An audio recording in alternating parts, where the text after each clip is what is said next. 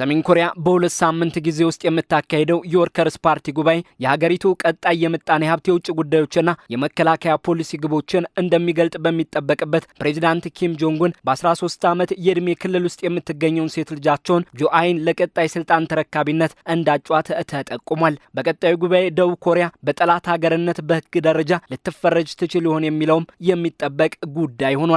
ይህንን ይፋ ያደረገው የደቡብ ኮሪያ የስለላ ተቋም ነው። የስለላ ተቋሙ በዝግ ቀረበው በተባለው ዳሰሳ ጆአይ በፖሊሲ ጉዳዮች ላይ ጭምር ተሳትፎ ያደረገችና ከኪም ጆንግ ኡን ቀጥላ ሁለተኛ ቦታ የሚሰጣት ሰው የመሆን አዝማሚያ እየታየ መሆኑን አመላክቶ በቀጣዩ የሀገሪቱ ፓርቲ ጉባኤ ላይ የስልጣን ወራሽነት በይፋ ይሰጣት ይሆን የሚለውን እየተከታተለ መሆኑን አስታውቋል። የ13 ዓመት ታዳጊዋ ለዚህ ስልጣን መታጨት በሰሜን ኮሪያ የውስጥ የስልጣን መዋቅር ውስጥ ሽኩቻ መኖሩን ማሳያ ተደርጎም ተወስዷል። ኪም ጆንግ ኡን የኪም ስርወ መንግስትን የማስቀጠል ኃላፊነታቸው ማሳያ ተደርጎም እየተጠቆመ ነው። ጆይ በሰሜን ኮሪያ የመንግስት መገናኛ ብዙሃን ከአባቷ ኪም ጆንግ ኡን በመስክ ምልከታ የጦር መሳሪያ ፕሮጀክቶች ቅኝት ጭምር እየታየች መሆኑ በተንታኞች አይን አራተኛዋ የሀገሪቱ ፕሬዝዳንት እንደምትሆን እየተገመተ ነው። በዝግ የተደረገው የደቡብ ኮሪያ የስለላ ተቋም ዳሰሳም ይህንኑ ጠቁሟል። ሰሜን ኮሪያ በቀጣይ ልታደርገው ያቀደችው የፓርቲ ጉባኤም የጆአይንና ሌሎች ውስጣዊና ውጫዊ ፖሊሲ ግቦችን የሚገልጥ ይሆናል። ሰሜን ኮሪያ ከሩሲያ ብሎም ቻይና ያላትን ወዳጅነት ጠበቅ ባደረገችበት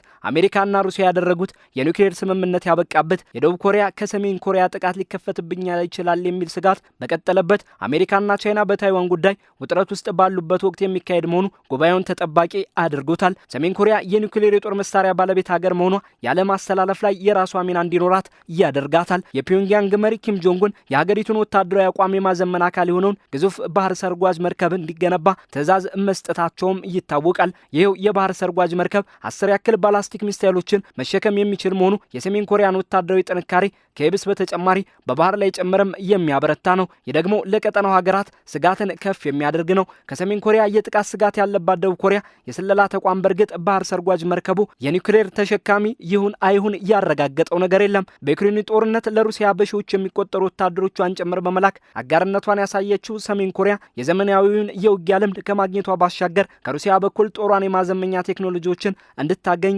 አድርጓታል። ፒዮንግያንግ በቀጣዩ ፓርቲ ጉባኤዋ ደቡብ ኮሪያን በጠላትነት የሚመለከተውን ሕጓን ታጸና ይሆን የሚለውም የሚጠበቅ ነው። ሀገሪቱ የፓርቲ ጉባኤዋን በየ5 ዓመቱ የምታካሄድ ሲሆን 9ኛ ፖለቲካዊ ጉባኤዋ የሀገሪቱን ወታደራዊና ፖለቲካዊ ፖሊሲን ብሎም የኪም ጆንግ ኡንን የአመራር ቅርጽ እስከ ጎርጎሮሲያኑ 2031 የሚወስን ይሆናል። በፓርቲው ማዕከላዊ ኮሚቴ ፖለቲካ ቢሮ ጉባኤው በ2 ሳምንት ጊዜ ውስጥ ሊካሄድ እንደሚችል ከመመላከቱ ባሻገር መቼ እንደሚካሄድ ግን በእርግጠኝነት እየታወቀ ነገር የለም። ኪም ጆንግ ኡን በሀገሪቱ የተሰሩ የኢኮኖሚ ፕሮጀክቶችን ማስመረቅ ላይ መሆናቸው ጉባኤው የክብረ በዓልነት አውድ ሊኖረው እንደሚችል እንደማሳያም እየታየ ነው። እንደ ደቡብ ኮሪያ የአንድነት ሚኒስቴር መረጃ በሺዎች የሚቆጠሩ ከሀገሪቱ የተለያዩ ክፍሎች ተወካዮችን የሚያሳትፈው ጉባኤው ሰሜን ኮሪያ ራስን መቻል በሚል መፈክሯ የኮቪድ-19 ወረርሽኝን ለመቆጣጠር የሰራቻቸው ስራዎች፣ በኒውክሌር ፕሮግራሟ ሳቢያ የተጣሉባትን ዓለም አቀፍ ማዕቀቦችና የተፈጥሮ አደጋዎችን ለመቋቋም ያደረገቻቸው ጥረቶች ሊተኮርባቸው እንደሚችልም ጠቁሟል። የውጭ ጉዳይ ፖሊሲ መልእክቶችም የአሜሪካና ሰሜን ኮሪያ የመነጋገር ፍላጎት እየታደሰ ባለበት በዚህ ጊዜ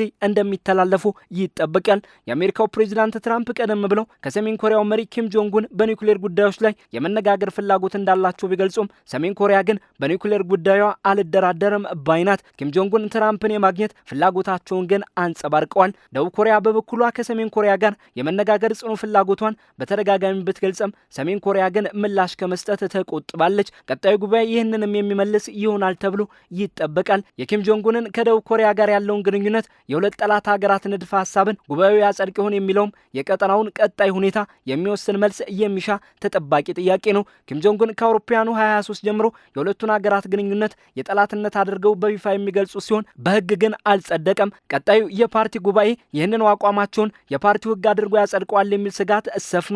ይህ አቋምም ወደ ሕግነት ካደገ የሕገ መንግስት ማሻሻል ጭምር እንዲኖር የሚያደርግም ነው። ሆኖም ደቡብ ኮሪያን በጠላትነት በግልጽ በሕግ መፈረጅ የወደፊቱን የአሜሪካና ሰሜን ኮሪያ ንግግር ዋነኛ እንቅፋት ሊሆን ይችላል። ሆኖም ሰሜን ኮሪያ ከአሜሪካው ፕሬዚዳንት ዶናልድ ትራምፕ ጋር ለሚደረገው ንግግር ምቹ ሁኔታ ለመፍጠር በሚል የአህጉር አቋራጭ የባላስቲክ ሚሳይል ሙከራዎቿን ማቀዝ መቀዝቀዟ ይታወቃል። አሜሪካ የደቡብ ኮሪያ ዋነኛ ወታደራዊ አጋር መሆኗም ሲታወስ በተደጋጋሚም የሰሜን ኮሪያ ጥቃትን መቀልበስን ያለመ የጋራ የጦር ልምምድን በኮሪያ ሰርጥ እንደሚያደርጉ የሚታወቅ ነው። በእርግጥ ሰሜን ኮሪያ የጋራ የጦር ልምምዳቸውን እንደ ወረራ ልምምድ የምትቆጥረው ሲሆን በተደጋጋሚም የጦር መሳሪያዎቿን ሙከራ በማድረግ ምላሽ ትሰጣለች። አሜሪካ በኮሪያ ሰርጥ የምታደርገውን እንቅስቃሴም ትቃወማለች። ቀጣዩ 9ኛ የፓርቲ ጉባኤ የውስጣዊና የውጫዊ ጉዳዮች ፖሊሲን የሚወስን ይሆናል። ፒዮንግያንግ የኒውክሌር ጦር መሳሪያ ባለቤት ከሆነች ጀምሮ የውጭ ወረራ ስጋት የጠፋላት ቢሆንም በ40ዎቹ ዕድሜ ክልል ውስጥ ያሉት መሪዋ ኪም ጆንጉን የውስጥ ስጋት እንዳለባቸው ይመለከታል። የቤተሰባቸውን የኪም ስርወ መንግስትን ካለፉ በኋላም የማስቀጠል ኃላፊነትን ተሸክመዋል። ለዚህም ሴት ልጃቸውንና በ13 ዓመት ዕድሜ ውስጥ ያለችውን ጆአይን ለተኪነት የማጨታቸው ነገር ተጠቁሟል።